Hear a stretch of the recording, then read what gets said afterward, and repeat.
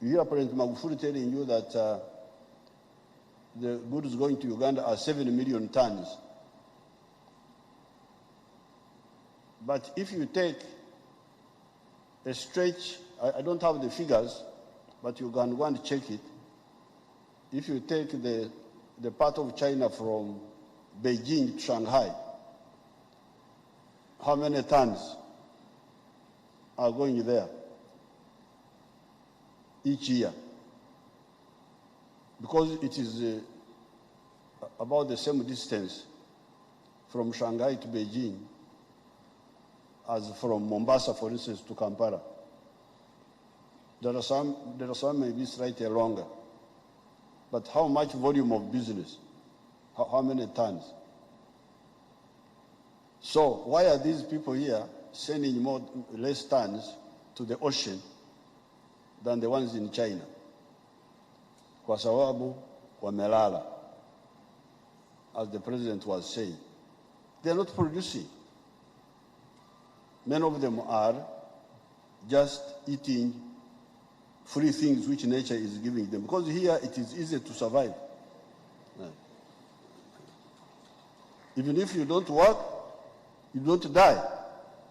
Or you don't die quickly, you die slowly.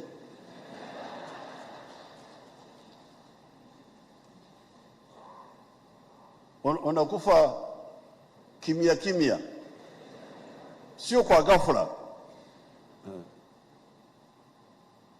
These three are a must for Africa to survive. They answer the question, because the question in all this, really what, I don't want to blame so much the business people, it's mainly the government people, really. The big problem is with the government people is to answer the question which Adam Smith answered in 1776. Where does the wealth of nations come from? Utajiri wa mataifa unatoka wapi? You need to answer that. Of course, the answer is there, but we need to agree that that is the answer. Where does the wealth of nations come from? By the time Adam Smith answered that question, Europe had been for 300 years meandering around, looking for solutions. For instance, one theory was what they were calling bullionism. Dhahabu and silver. I don't know what they call silver in Swahili. Some people thought that gold and silver were the wealth. And a country like Portugal and Spain, they went to South America, killed all the Red Indians, stole all the gold and all the silver, but ended up being the most backward countries in Europe. So it was clear that gold and silver were not the wealth. And that's why this man came to help Europe with that answer. If you read that book of his, that's why he's called one of the classical economists. Where does the wealth of nations come from? One point of his analysis was that trade is one of the sources of wealth. Trade. When you produce and you sell, you are generating wealth. Prosperity, in the modern context, comes from producing a good or a service and getting enough people to buy it in sufficient quantities to make the venture profitable. Fortunately, by 1980, our leaders realized the importance of at least number 3 of the 3 points, the issue of the markets. That is how the COMESA, the ECOWAS were born, following the Lagos Plan of Action. However, the issue of achieving prosperity through the selling of goods and services on a large scale cannot be satisfied by just the internal market of each country or even the regional market. China and India individually each has a population of 1.3 billion people, with a purchasing power of US dollars 14 trillion for China and 9.4 trillion for India. Yet those internal markets are not enough for ndugu zetu wa Afrika. Nchi kama China iko na watu bilioni 1 na milioni 300. India the same. Kwa hiyo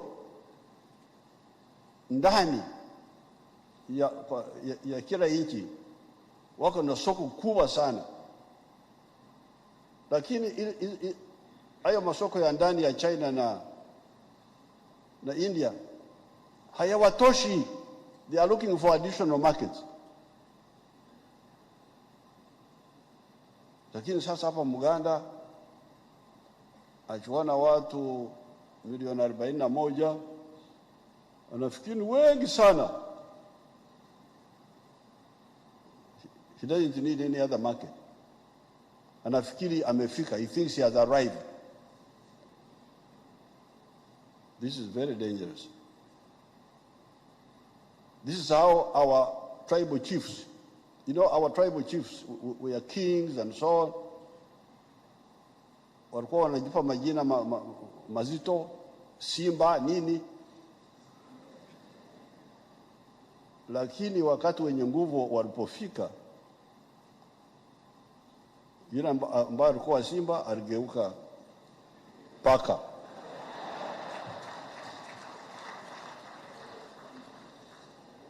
Because they were deceiving themselves. They were engaged in self-deception. They thought they had power which they did not have, because they did not understand what was required. And please, the leaders of today of Africa, you should be very careful not to be like those chiefs.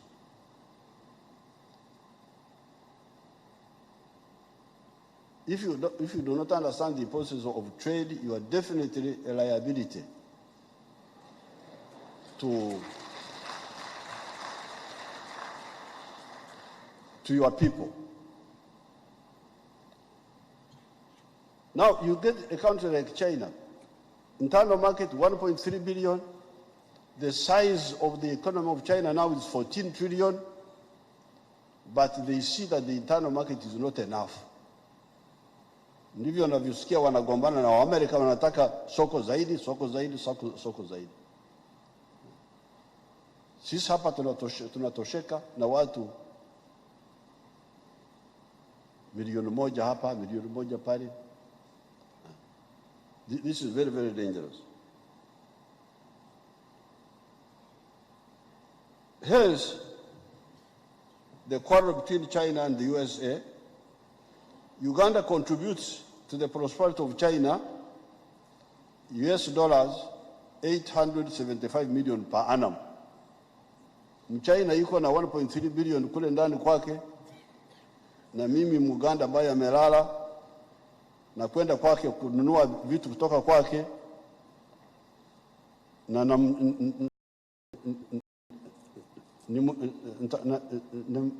I sent to him 875 million per annum dollars, na mchangia. Yuko na soko kubwa tayari, lakini mimi namuongezea, mimi maskini namuongezea dollars milioni 875 kwa mwaka. Muhindi namchangia 1.15 billion dollars kwa kila mwaka.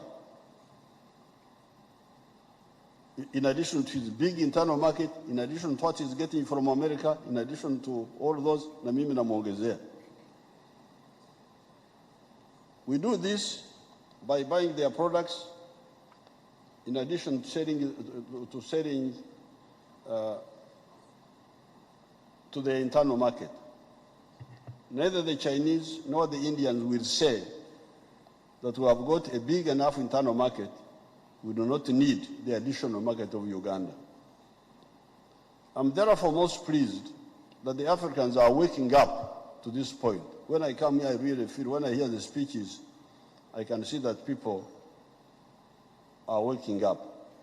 Hence the topics of today's conference, which are the attractiveness of our countries as destinations of investments, harmonization of strategies and partnerships in the emerging data economy, bilateral trade and infrastructure, reducing the cost of doing business between our two countries, local content